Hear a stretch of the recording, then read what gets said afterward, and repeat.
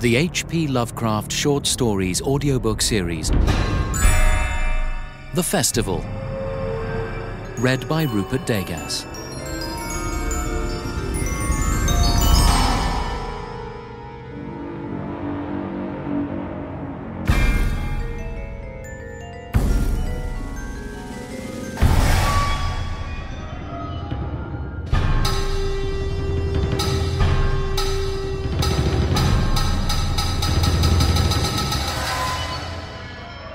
Efficiut demones ut quae non sunt, sic tamen quae sint, conspicienda hominibus exhibeant. Lacantius. Devils so work that things which are not appear to men as if they were real. I was far from home, and the spell of the eastern sea was upon me. In the twilight, I heard it pounding on the rocks, and I knew it lay just over the hill where the twisting willows writhed against the clearing sky and the first stars of evening. And because my fathers had called me to the old town beyond, I pushed on through the shallow, new-fallen snow along the road that soared lonely up to where Aldebaran twinkled among the trees, on toward the very ancient town I had never seen, but often dreamed of. It was the Yuletide, that men call Christmas, though they know in their hearts it is older than Bethlehem and Babylon, older than Memphis and mankind. It was the Yuletide, and I had come at last to the ancient sea town where my people had dwelt and kept festival in the elder time when festival was forbidden, where also they had commanded their sons to keep festival once every century, that the memory of primal secrets might not be forgotten. Mine were an old people, and were old even when this land was settled 300 years before, and they were strange, because they had come as dark, furtive folk from opiate southern gardens of orchids, and spoken another tongue before they learnt the tongue of the blue-eyed fishers. And now they were scattered, and shared only the rituals of mysteries that none living could understand. I was the only one who came back that night to the old fishing town, as legend bade, for only the poor and the lonely remember. Then, beyond the hill's crest, I saw Kingsport outspread frostily in the gloaming, snowy Kingsport with its ancient vanes and steeples, ridge-poles and chimney-pots, wharves and small bridges, willow trees and graveyards, endless labyrinths of steep, narrow, crooked streets, and dizzy church-crowned central peak that time durst not touch, ceaseless mazes of colonial houses, piled and scattered at all angles and levels like a child's disordered blocks, antiquity hovering on grey wings over winter-whitened gables and gambrel roofs, fanlights and small-paned windows, one by one gleaming out in the cold dusk to join Orion and the archaic stars.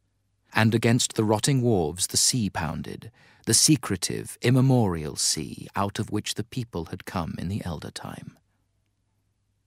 Beside the road, at its crest, a still higher summit rose, bleak and windswept, and I saw that it was a burying ground where black gravestones stuck ghoulishly through the snow like the decayed fingernails of a gigantic corpse. The printless road was very lonely, and sometimes I thought I heard a distant horrible creaking, as of a gibbet in the wind.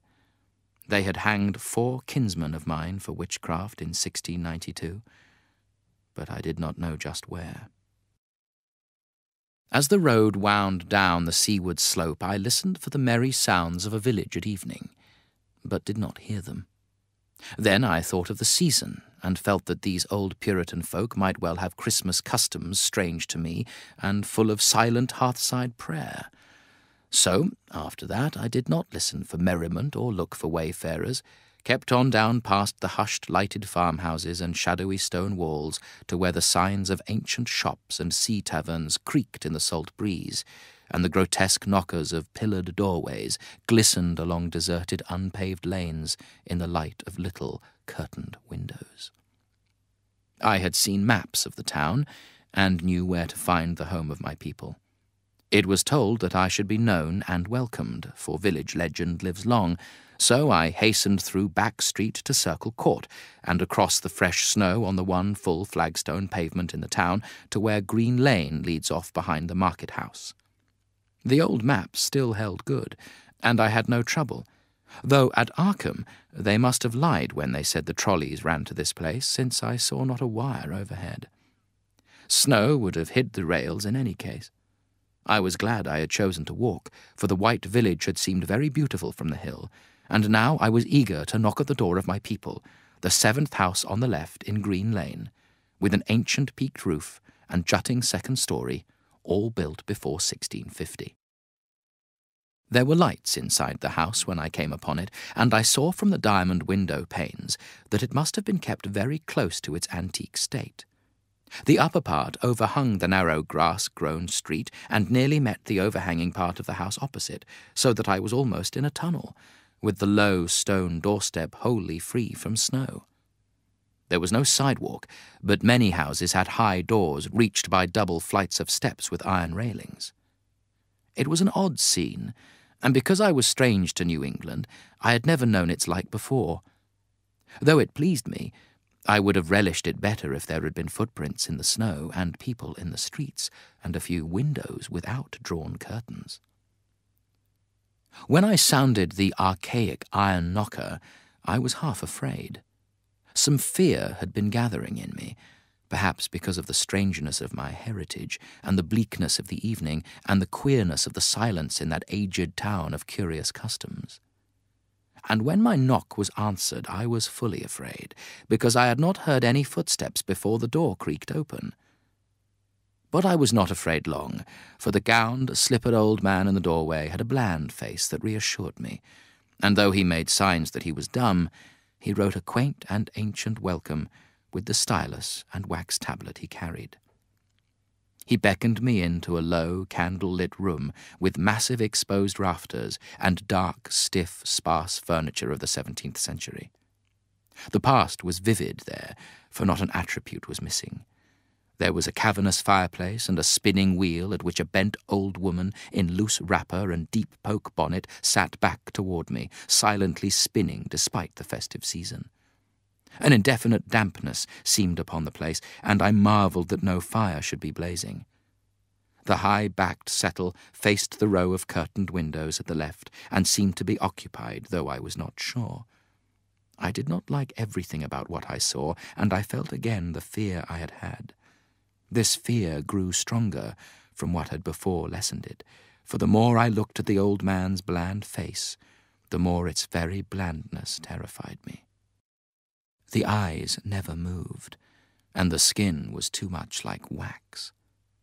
Finally, I was sure it was not a face at all, but a fiendishly cunning mask. But the flabby hands, curiously gloved, wrote genially on the tablet and told me I must wait a while before I could be led to the place of the festival. Pointing to a chair, table, and pile of books, the old man now left the room, and when I sat down to read, I saw that the books were hoary and mouldy, and that they included old Morrister's wild marvels of science, the terrible Sadducismus Triumphatus of Joseph Glanville, published in 1681, the shocking Demonolatreia of Remigius, printed in 1595 at Lyon, and worst of all, the unmentionable Necronomicon of the mad Arab Abdul Ahazred, in Oleus Wormius' forbidden Latin translation, a book which I had never seen, but of which I had heard monstrous things whispered. No one spoke to me, but I could hear the creaking of signs in the wind outside, and the whir of the wheel as the bonneted old woman continued her silent spinning. I thought the room and the books and the people very morbid and disquieting, but because an old tradition of my father's had summoned me to strange feastings, I resolved to expect queer things. So I tried to read, and soon became tremblingly absorbed by something I found in that accursed Necronomicon. A thought and a legend too hideous for sanity or consciousness, but I disliked it when I fancied I heard the closing of one of the windows that the settle faced, as if it had been stealthily opened. It had seemed to follow a whirring that was not of the old woman's spinning wheel. This was not much, though, for the old woman was spinning very hard, and the aged clock had been striking. After that, I lost the feeling that there were persons on the settle, and was reading intently and shudderingly when the old man came back booted and dressed in a loose antique costume and sat down on that very bench so that I could not see him. It was certainly nervous waiting, and the blasphemous book in my hands made it doubly so. When 11 struck, however, the old man stood up, glided to a massive carved chest in a corner, and got 2 hooded cloaks, one of which he donned, and the other of which he draped round the old woman, who was ceasing her monotonous spinning. Then they both started for the outer door, the woman lamely creeping, and the old man, after picking up the very book I had been reading, beckoning me as he drew his hood over that unmoving face or mask.